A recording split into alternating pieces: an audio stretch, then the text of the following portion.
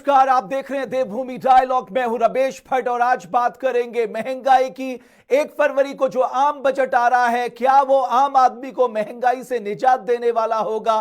कृषि में किस तरह का योगदान सरकार बजट के मुताबिक करेगी? और सबसे ज्यादा जरूरी, कोविड काल में न सिर्फ लोगों की नौकरियां गई बल्कि उनकी परचेसिंग पावर कम हुई है। ऐसे में महंगाई की मार दोगुना असर डाल रही है।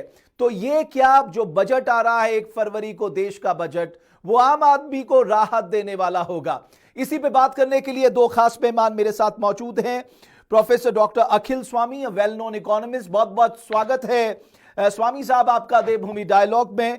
Professor Yamini Agarwal, director Bharati Vidyapeeth and institute of management and research, BVIMR।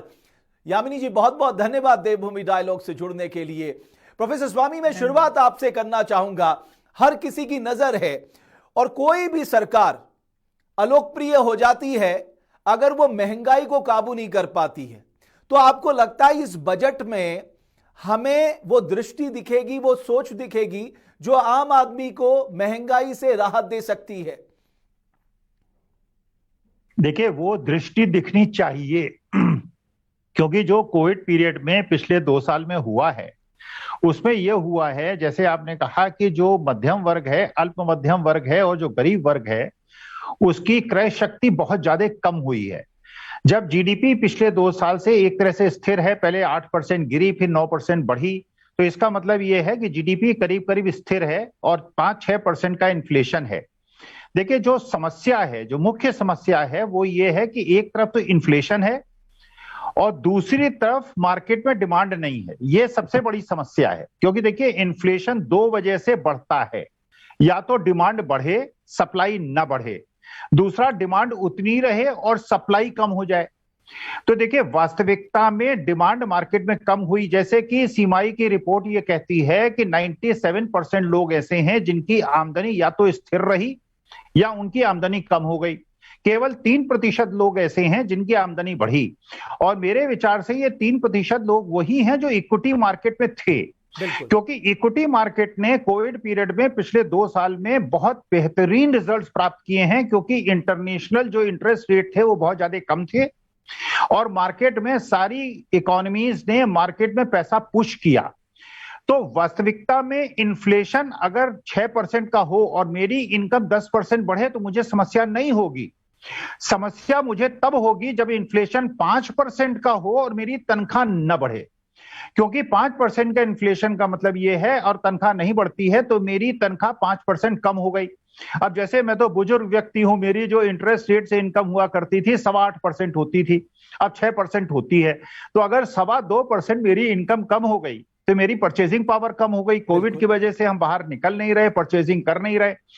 तो बजट में जो ध्यान देने की आवश्यकता है वो ये है कि जो आय के स्रोत क्रिएट किए जाएं वो वहां से क्रिएट किए जाएं जिनके पिछले 2 साल में इनकम बढ़ी है, और ये पैसा राहत उनको दी जाए जिनकी आय या तो स्थिर रही है या कम हो गई है।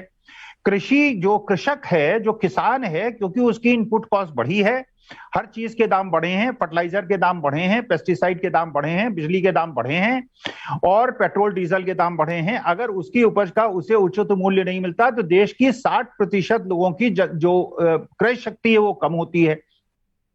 क्या होगा ये मुझे नहीं पता, लेकिन क्या होना चाहिए वो मैंने आपके सामने निवेदन किया। एक बहुत अच्छी बात कही प्रोफेसर स्वामी कि साहब, अगर मेरी इनकम बढ़ रही है और उससे इन्फ्लेशन थोड़ा कम है तो मुझे ज्यादा फर्क नहीं पड़ने वाला। लेकिन यहां कहानी थोड़ा उलट है प्रोफेसर यामिनी अग्रवाल। जो स्वामी साहब ने कहा कि देखिए, स्थिर है, या तो कमाई स्थिर है या कमाई कम हुई है, परचेसिंग पावर कम हुई है, क्योंकि नौकरियां चली गई, जो बचत थी वो लोगों ने इस्तेमाल करनी शुरू की। लेकिन महंगाई हर क्षेत्र में बढ़ रही है। आप कंस्ट्रक्शन सेक्टर में देख लीजिए, आप एसेंशियल कमोडिटीज में देख लीजिए, एडिबल ऑयल्स में हम देख रहे थे, आप पेट्रोलियम प्राइसेस पे देख लीजिए। यानी कोई ऐसा सेक्टर नहीं है जो आम आदमी को राहत देने वाला दिख रहा है। तो क्या फाइनेंस मिनिस्टर के जेहन में यह बात होगी? जी, आप देखें तो जो महंगाई के कारण है उसमें खास तौर पे कारण एक बहुत बड़ा रहा है कि इंटरनेशनल क्रूड ऑयल प्राइसेस काफी ज्यादा बढ़ गई है। वहां पे ओपेक ने सप्लाई कट्स किए हैं जिसकी वजह से इंटरनेशनल में मार्केट्स में प्राइसेस बढ़ गई। दूसरी चीज जो मद्देनजर रखने की है, वो क्योंकि कोविड के दौरान लॉकडाउन रहा है, ज्यादातर इकोनॉमिक एक्टिविटीज बंद रही है और अभी भी रिकवरी के समय वो पूरी कैपेसिटीज पे नहीं आई है।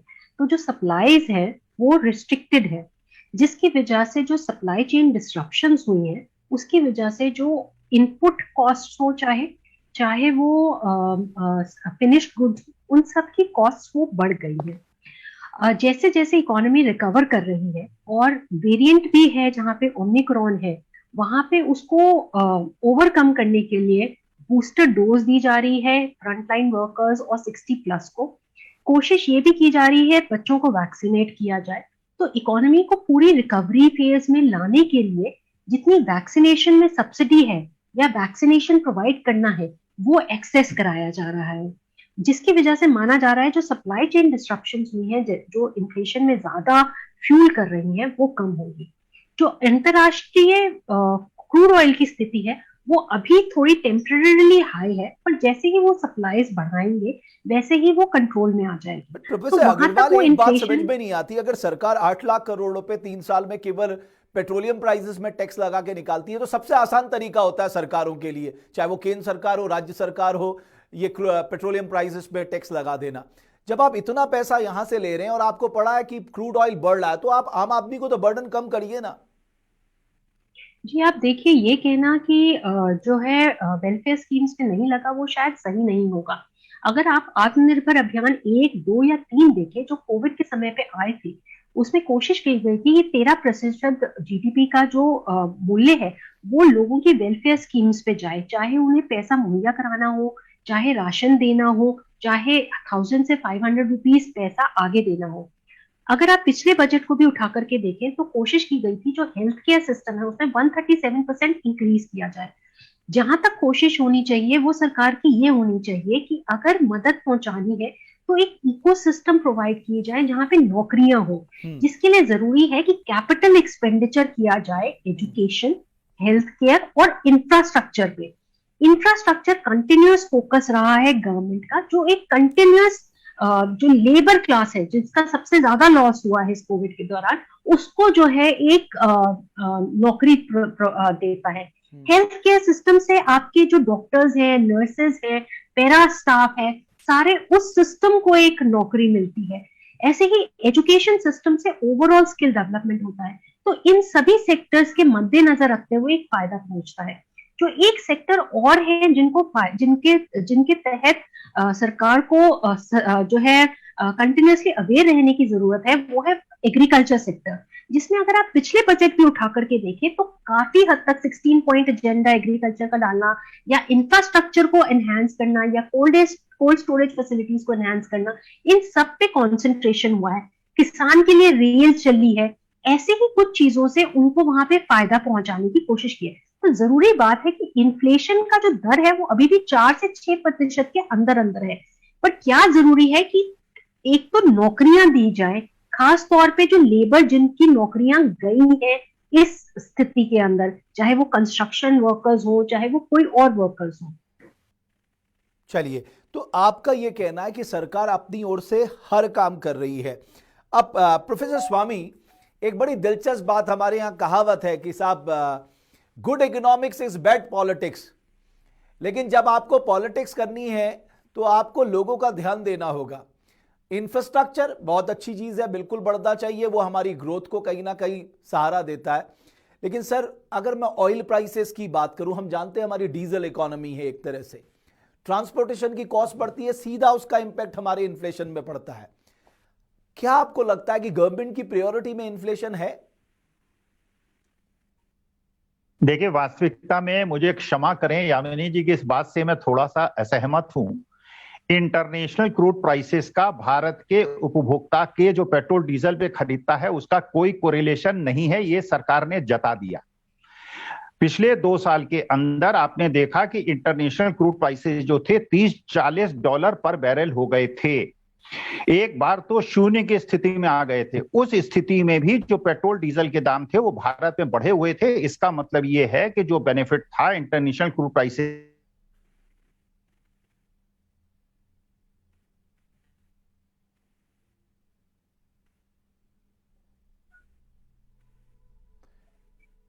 लगता है प्रोफेसर स्वामी हमारे से अभी उनकी कनेक्टिविटी कम हुई है। यामिनी जी, ये जो स्वामी जो जिस और इशारा कर रहे थे वो मैं यही कह रहा था कि साहब आपने बहुत सरल रास्ता अख्तियार कर लिया तेल पे टैक्स लगाने का, तो ये कहीं ना कहीं आम आदमी को हर्ट करता है। उसको पेट्रोलियम प्राइसेस के दाम तो उसके बढ़ ही रहे हैं, लेकिन कॉस्ट ऑफ ट्रांसपोर्टेशन भी बढ़ रहा है और उसका इंपैक्ट भी आम आदमी पे पड़ता है। जी देखिए, उसका सीधा असर तो पड़ता ही है, चाहे आप वो खाद्य पदार्थों की बात करें या किसी भी पदार्थ की बात करें। जब पेट्रोल और डीजल की प्राइसेस बढ़ती है तो सभी चीजों की प्राइसेस बढ़ जाती है, जिसका सीधा असर हर एक के बजट पे पड़ता है। पर ये देखना जरूरी है कि जो फिस्कल डिसिप्लिन है जिसको वो मेंटेन करने की वो कोशिश कर रहे थे, उसके लिए जो रेवेन्यू सोर्सेज अवेलेबल थे पिछले 2 साल में, वो पेट्रोल और डीजल के थे। और क्योंकि दाम काफी कम आ गए थे इंटरनेशनल मार्केट्स में, जो पेट्रोल और डीजल की प्राइसेस अगर कम हो जाती यहाँ पे भी, तो उसको जो जिस तरीके से वो खपत होता उसका, वो कहीं ज्यादा बढ़ जाता। पेट्रोल और डीजल ये भी माना जाता है कि खासतौर पे जिनके पास गाड़ियां हैं वो इस्तेमाल करते हैं, तो जब उनके ऊपर टैक्स लगाया जाता है तो एक रिचर सेक्शन पे लगाया जाता है, और उस पैसे को जो है इस्तेमाल करके जो पुअर लोग हैं, जिनका वेलफेयर स्कीम जिनके लिए चल रही है, उन तक पहुंचाया जाए। जैसे मैंने आपको कहा कि राशन दिया गया मुफ्त में, या फिर 1000 या 500 रुपए के पैसे दिए गए, या फिर फार्मर्स तक या एमएसएमई तक या महिलाओं तक सुविधाएं पहुंचाई गई। ये सब सुविधाएं तभी पहुंचा सके जब रेवेन्यू होगा सरकार। प्रोफेसर स्वामी मेरे साथ जुड़ चुके हैं, आप कंटिन्यू करिए प्रोफेसर स्वामी। देखिए, मैं जो बात कह रहा था, पिछले 1.5 महीने में ही इंटरनेशनल क्रूड प्राइसेस $75 से $90 आ गए हैं, और भारत में पेट्रोल डीजल के दाम स्थिर हैं क्योंकि चुनाव पास हैं। इसका मतलब यह है कि पेट्रोल डीजल के दाम जो हैं उसका कोरिलेशन इंटरनेशनल क्रूड प्राइसेस से नहीं है बल्कि चुनाव से है। देखिए, वास्तविकता जो बिल्कुल प्रोफेसर ने कहा बिल्कुल सही बात है, लेकिन आप ये सोचिए कि जो पेट्रोल डीजल है ये अमीर भी उपभोग में लाता है और गरीब भी लाता है। कॉर्पोरेट टैक्स जो है वो टैक्सेशन आपने कम कर दिया। अगर कॉर्पोरेट टैक्स आप कम कर देंगे तो प्रॉफिट बिफोर टैक्स कम हो जाएगा, लेकिन प्रॉफिट आफ्टर टैक्स बढ़ जाएगा, शेयर मार्केट बूम कर जाएगा, डिसइन्वेस्टमेंट से आपको मदद मिलेगी। लेकिन जो गरीब वर्ग है, जो मध्यम वर्ग है, जिसकी नौकरियां छूटी हैं या जिसकी कटौती वेतन कटौती हुई है, अगर आप उसको बोझ हल्का नहीं कर सकते, तो देखिए सरकार का मुख्य काम है गरीबों को मदद करना और उनको अमीरों के शोषण से बचाना। ये पंडित दीनदयाल उपाध्याय ने कहा था। बट सर, वो कॉर्पोरेट टैक्स इसलिए कम किया गया, एक लेवल प्लेइंग फील्ड हम चाहते थे। दुनिया में कॉर्पोरेट टैक्स बहुत कम है, हमारे यहां बहुत ज्यादा था, लेकिन कॉर्पोरेट टैक्स अगर हमने बढ़ा भी रखा था। नहीं, देखिए, बिल्कुल आप सही कह रहे हैं, लेकिन असली प्रश्न ये है कि इस समय जो पीड़ित वर्ग है, आप देखिए शेयर मार्केट बूम कर गया। जिस कंपनी का मार्केट कैपिटलाइजेशन 6 लाख करोड़ था, आज उसका मार्केट कैपिटलाइजेशन 18 लाख करोड़ है। सारी शेयर कंपनी, जितनी लिस्टेड कंपनीज हैं, उनके जो मार्केट कैपिटलाइजेशन है 2-3 गुने हो गए। क्या उनको मदद की आवश्यकता है? मदद की आवश्यकता हमारे दरिद्र नारायण को है, हमारे किसानों को है, हमारे छात्रों को है। अगर आप लोगों को सरकारी नौकरियां, पिछले 3 साल में जो रेलवे में जो बच्चे परेशान हो रहे हैं, जैसे किसान परेशान हुए थे, वो इसलिए परेशान हो रहे हैं कि 3 साल से उनको नौकरियां नहीं मिली हैं। अगर आप उनको नौकरियां नहीं देंगे, सरकारी खर्चे में कमी आ जाएगी। सरकारी खर्चे में कमी आ जाएगी तो आपके जो इधर उधर आपको खर्च करने का मौका मिलेगा। लेकिन प्रश्न ये है कि अगर हमारे युवा बेरोजगार रहेगा, अगर हमारे बच्चों को नौकरियां नहीं मिलेगी, हम तो बूढ़े हो गए, चलिए हमारा तो जीवन कट गया, लेकिन हमारी जो नेक्स्ट जनरेशन है, हमारी ये जो यूथ की पावर है, हमारी जो एक ताकत है, वो कमजोरी में बदल जाएगी। आप इन्हें नौकरियां, आप इनकी अब जो सारे कॉन्ट्रैक्ट पे आप बच्चों को रख रहे हैं, उनको नौकरियां नहीं दे रहे हैं, लेटरल एंट्री कर रहे हैं, और उसके बाद आप उन्हें 5 किलो अनाज दे रहे हैं। अरे 5 किलो अनाज मत दीजिए उनको, किसान को जो गन्ने का मूल्य मिलता है उसको 400 रुपए कर दीजिए।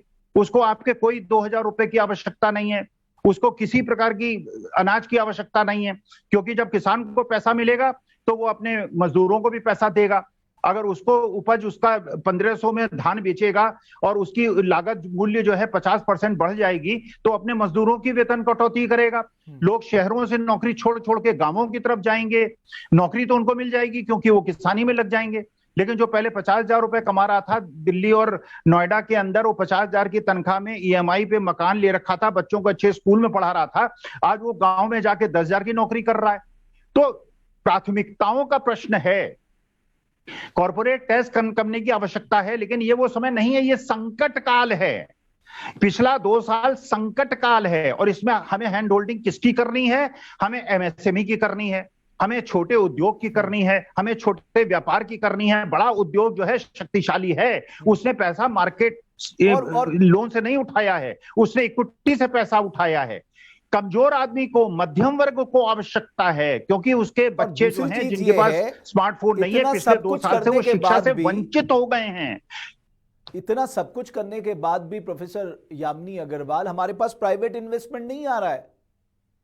अब ले दे के सरकार के पास अपना पब्लिक एक्सपेंडिचर बनाने के अलावा कोई विकल्प है ही नहीं। अगर आप एक्सपेंडिचर नहीं बढ़ाएंगे, आपका कंजम्पशन नहीं बढ़ेगा, आपका कंजम्पशन नहीं बढ़ेगा, आपकी इकोनॉमी ग्रो नहीं करेगी। जी देखिए, मैं शायद इस बात से इत्तेफाक ना रखूं कि प्राइवेट इन्वेस्टमेंट नहीं है। अगर आप आईपीओ सेगमेंट देखें स्टॉक मार्केट्स के अंदर, वहां पे काफी बूम है और काफी कंपनीज कैपिटल रेज कर रही हैं, जो एक सीधा सीधा दर्शाते हैं कि इन्वेस्टमेंट्स हो रही हैं। पर क्योंकि स्थिति काफी अच्छी नहीं रही है, पेंडेमिक की स्थिति रही है, लोगों के पास इन्वेस्टमेंट अभी करने के लिए वो उचित समय नहीं सोच रहे हैं, तो वो उस स्पीड पे नहीं हो रही जिस स्पीड पे होनी चाहिए। जैसे मैंने पहले भी कहा, लोग इंतजार कर रहे हैं कि पेंडेमिक से कब इकोनॉमी रिकवर करेगी और किस तरीके से रिकवर करेगी, ताकि वो फुल्ली जो है उसको यूटिलाइज कर सके। अभी जो टोटल कैपेसिटीज लोगों ने क्रिएट कर रखी है, वही पूरी तरीके से यूटिलाइज नहीं हो रही है पेंडेमिक के कारण और किसी के कारण की वजह से नहीं। चाहे वो रिस्ट्रिक्शंस हो 50% कैपेसिटी पे काम करने के लिए, चाहे वो लेबर नहीं आ रही हो, या किसी भी और माध्यम की वजह से। जहां तक स्टॉक मार्केट्स की बात है, अगर आप देखें आईपीओस के माध्यम से या कैपिटल रेजिंग के माध्यम से स्टॉक मार्केट्स पूरी तरीके से सपोर्टिव रही हैं। अगर आप बैंकों की स्थिति भी देखें तो बैंकिंग में भी क्रेडिट काफी हद तक अवेलेबल कराया गया। पर्सनल सेगमेंट में थोड़ा उन्होंने रिस्ट्रिक्शंस रखे हैं। इवन एनपीएस में जो मॉरेटोरियम्स ऑफर करने की बात हुई थी, वो सरकार ने भी और कोर्ट्स ने भी मॉरेटोरियम्स दिए, जिसके तहत लोगों तक सुविधाएं पहुंची।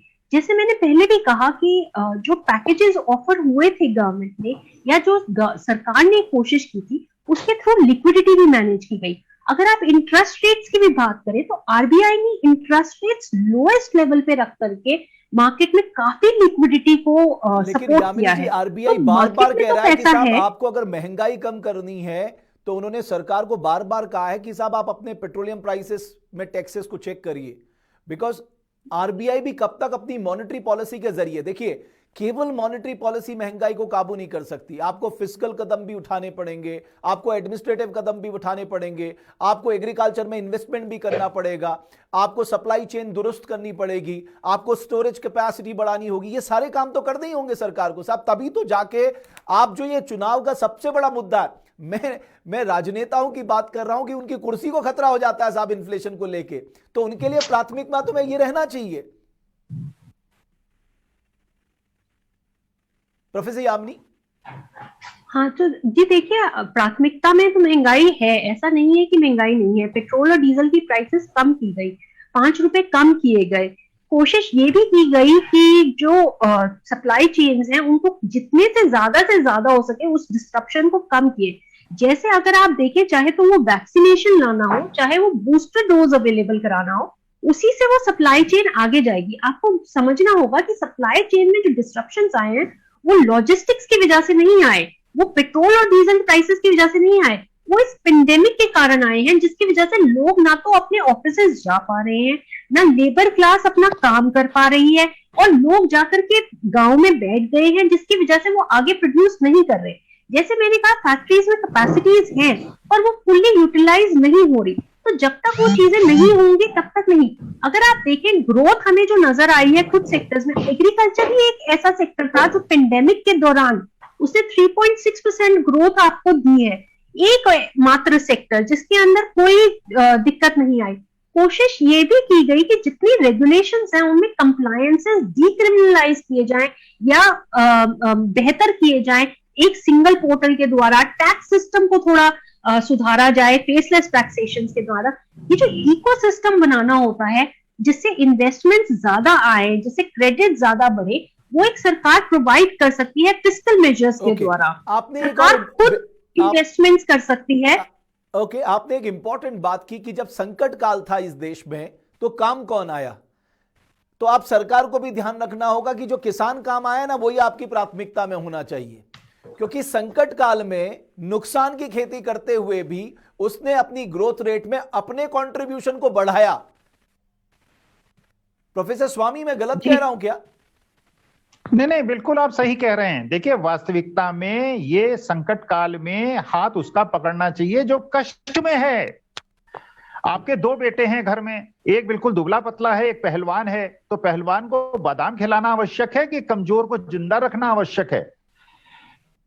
हर वर्ग अपने वर्ग के एक नीचे सीढ़ी पे सरक गया है, 3% लोगों को छोड़कर।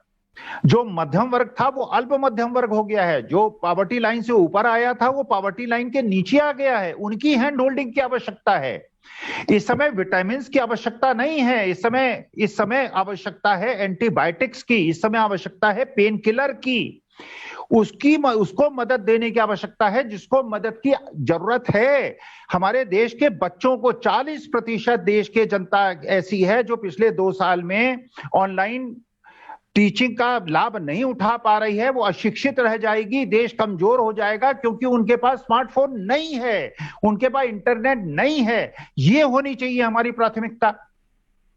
आप अगर ठीक है, ब्रिजेस बनने चाहिए, मेट्रो बननी चाहिए, बड़े बड़ी रोड्स बननी चाहिए, लेकिन सवाल यह है कि जो महात्मा गांधी ने कहा था, पंडित दीनदयाल उपाध्याय ने कहा था, जो गरीब है, जिसने मेहनत कशी करके पिछले 2 साल के अंदर भारत को किसान की कृषि के मामले में पूरा मजबूत किया है, उसकी हैंड होल्डिंग कीजिए ना। लेकिन अगर आपको ग्रोथ रेट बढ़ानी है प्रोफेसर स्वामी, तो आपको इन्फ्लेशन तो बढ़ता ही है। ये मान के चला जाता है कि अगर आप ग्रोथ रेट बढ़ा रहे हैं और उसके लिए तमाम उपाय कर रहे हैं तो थोड़ा इन्फ्लेशन तो आपको बढ़ेगा। बट वो आपका पॉइंट सही है कि स्टैगफ्लेशन है। हाँ, ये स्टैगफ्लेशन है, जबकि ग्रोथ नहीं हो रही है और इन्फ्लेशन बढ़ रहा है। ये इन्फ्लेशन वाली स्थिति नहीं है। देखिए, वास्तविकता में अभी जो संकट काल है, जो चुनौती है वित्त मंत्री के ऊपर, बहुत बड़ी चुनौती है। पेट्रोल इंटरनेशनल प्राइसेस लगातार बढ़ रहे हैं और अचानक इलेक्शन के बाद अगर 10 रुपए आप पेट्रोल डीजल के दाम बढ़ा देंगे तो जनता पे प्रतिक्रिया अच्छी नहीं होगी।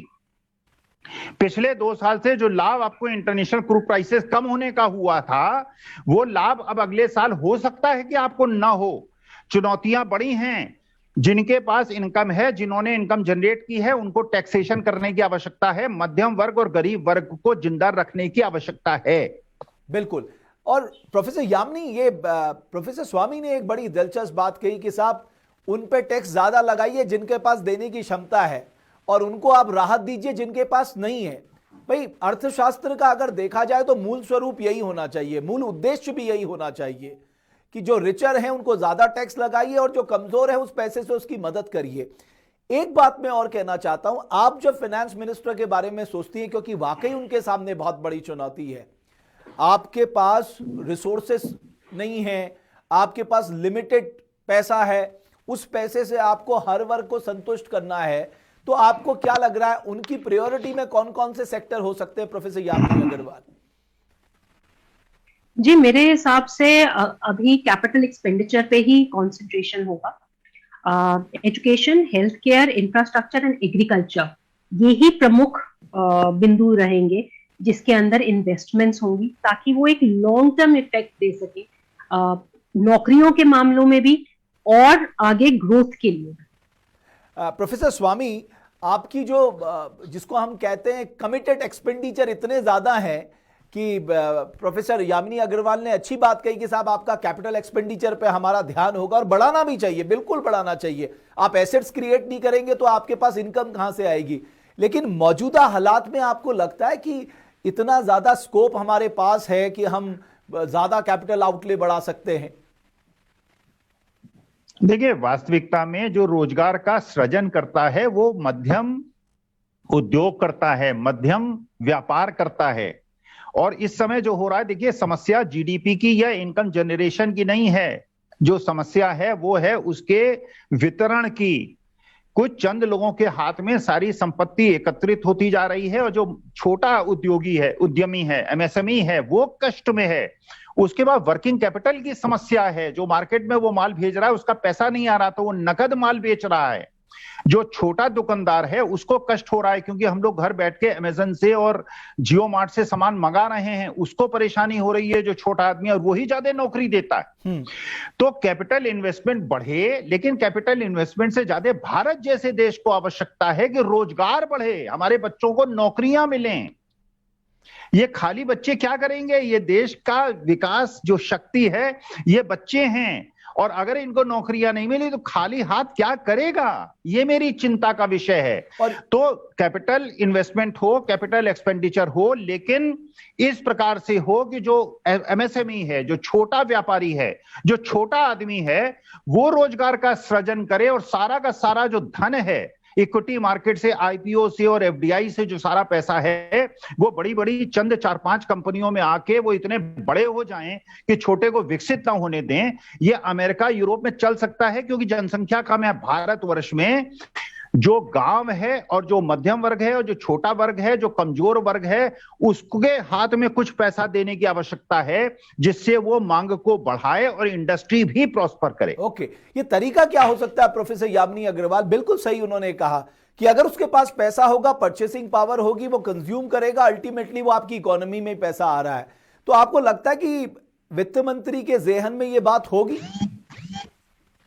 ये देखिए, ये पहले से ही जहन में है कि जो लोग जिस भी तरीके से अगर ग्रस्त हैं तो उन तक पैसा पहुंचे या उन तक जरूरी सुविधाएं पहुंचे। आप जितनी भी स्कीम्स गवर्नमेंट की देखें, उन सभी स्कीम्स में कोशिश यही की गई है कि या तो पैसे के माध्यम से या खाने के माध्यम से या फिर किसी और माध्यम तक उन तक वो एक सुविधा पहुंचे। चाहे आप ले लें पीएम सम्मान किसान योजना, इसके अंदर किसानों तक पैसा पहुंचाया जाता है। चाहे आप ले लें आयुष्मान भारत योजना, जिसमें हेल्थ केयर के अंदर आपको इंश्योरेंस प्रोवाइड किया जा रहा है।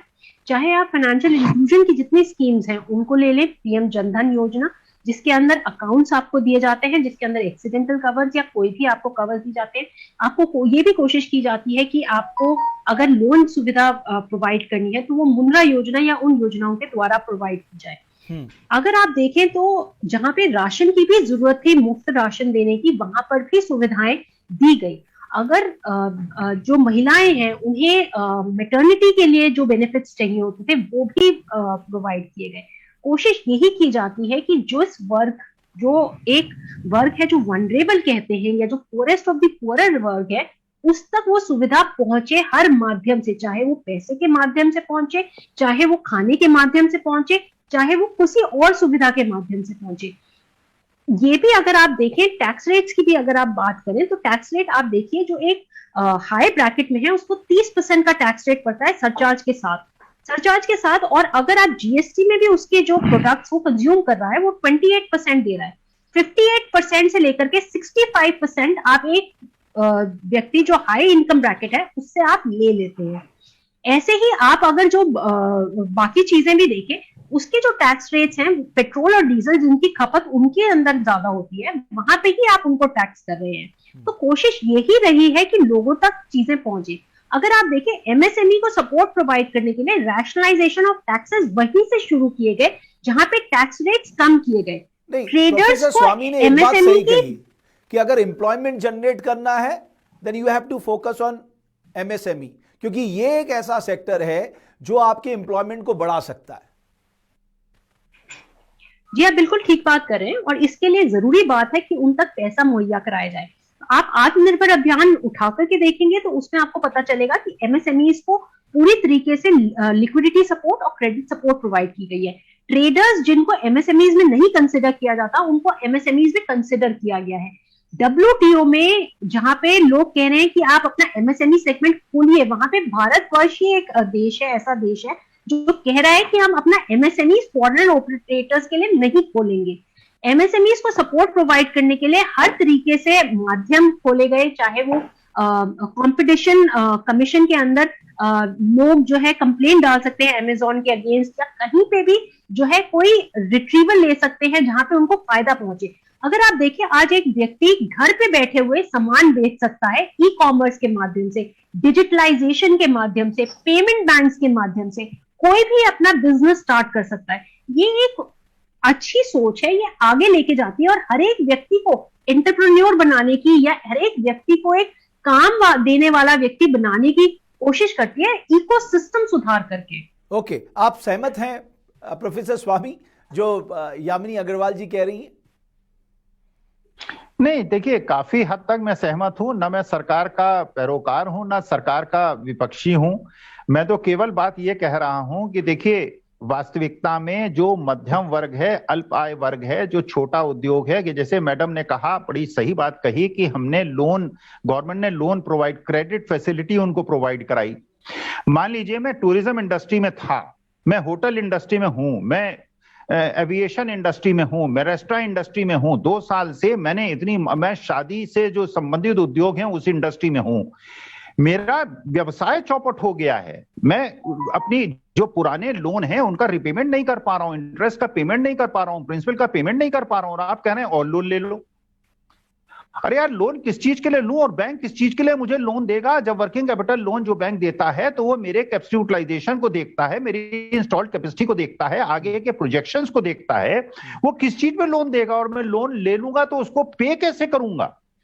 मेरा पे करने की जो संभावना है वो तो इसी बात पे निर्भर करती है कि मेरा चीज आगे बढ़े।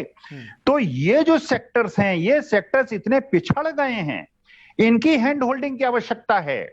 आप जैसे बड़ी एक आम राय लोग बना लेते हैं कि साहब गरीब आदमी टैक्स नहीं देता और जो टैक्स पेयर्स हैं उनकी वजह से गरीब आदमी जो है लाभ उठाता है, सब्सिडी उठाता है। अरे हिंदुस्तान का गरीब से गरीब आदमी, भिखारी भी टैक्स देता है, वो जीएसटी में टैक्स देता है। जो 10,000 रुपए महीने कमाता है और जो पेट्रोल डीजल पे जाके किसी टेम्पो में या 3 व्हीलर में चलता है वो भी टैक्स देता है, वो जीएसटी देता है, पेट्रोल डीजल पे टैक्स देता है। तो डिस्क्रिमिनेटरी टैक्स जो डिस्क्रिमिनेट करें अमीर और गरीब के बीच में, वैसे टैक्सेस लगाइए, इनडिस्क्रिमिनेटरी मत लगाइए। जो सरकार कर रही है अच्छा कर रही है सरकार के, लेकिन मैं ये केवल इसलिए कह रहा हूं क्योंकि आपने जो टॉपिक रखा है, वित्त मंत्री के सामने बहुत बड़ी चुनौती है। अगले 1 वर्ष में जो 3 साल से हमने फायदा उठाया था इंटरनेशनल प्राइसेस के कम होने का, कमोडिटी प्राइसेस बढ़ते जा रहे हैं, पेट्रोल डीजल के दाम बढ़ते जा रहे हैं। इस समय क्रांतिकारी कदम उठाने की आवश्यकता है। अगर भारत जैसे देश की शक्ति यह है कि पूरे विश्व में जनसंख्या कम हो रही है, जापान अपनी बुलेट ट्रेन कहां बेचेगा? क्योंकि उसने सारी जगह बुलेट ट्रेन लगा दी। उसको चाहिए भारत जैसा देश जहां जनसंख्या बढ़ रही है, लोगों की आवश्यकताएं पूर्ति नहीं हुई हैं, जहां वो 10,000 बुलेट ट्रेन अगले 5 साल में बेच सकता है। अमेरिका, यूरोप, पूरा वर्ल्ड जो डेवलप्ड नेशंस हैं उनको भारत जैसे देश की आवश्यकता है। इसीलिए हम सबसे ज्यादा फेवर्ड नेशन है पूरे विश्व के, क्योंकि हमारा ही एक देश है जिसमें जनसंख्या बढ़ रही है और आवश्यकताएं पूरी नहीं हुई हैं। तो अगर लेकिन लोगों के पास अगर परचेजिंग पावर नहीं होगी, और ये खरीदता कौन है? एक अमीर आदमी खरीदता है कि जिसकी 5 लाख रुपए महीने की इनकम है और 10 लाख हो जाएगी, तो क्या नई चीजें खरीदेगा? अरे वो निवेश करेगा। और जो गरीब आदमी है जो 2,000 रुपए महीने कमा रहा है, अगर 10,000 रुपए महीने कमाएगा तो वो खर्च करेगा, वो बाजार जाएगा, दूध पिएगा, मक्खन खाएगा, डबल रोटी खाएगा, खपत बढ़ेगी, इंडस्ट्री को फायदा होगा। प्रॉपर डिस्ट्रीब्यूशन की आवश्यकता है। चलिए, ये बात एक अच्छी निकल कर आई कि अगर वित्त मंत्री लोगों के हाथ में पैसा देती है, खासकर उस वर्ग के हाथ में जिसको सबसे ज्यादा जरूरत है, एक तो वो महंगाई से लड़ पाएगा, दूसरा बाजार में अगर वो कंजम्पशन करता है वो पैसा वापस आएगा। तो देखना दिलचस्प होगा कि वित्त मंत्री के बजट के पिटारे में 1 फरवरी को क्या कुछ निकल कर आता है। आप दोनों मेहमानों का देवभूमि डायलॉग में जुड़ने के लिए बहुत बहुत शुक्रिया। हम सब की नजर 1 फरवरी को रहेगी कि आखिरकार निर्मला सीतारमण अपने बजट के पिटारे से क्या कुछ खास लेकर आती हैं देश की जनता जनार्दन के लिए। बहुत बहुत धन्यवाद आप सभी का।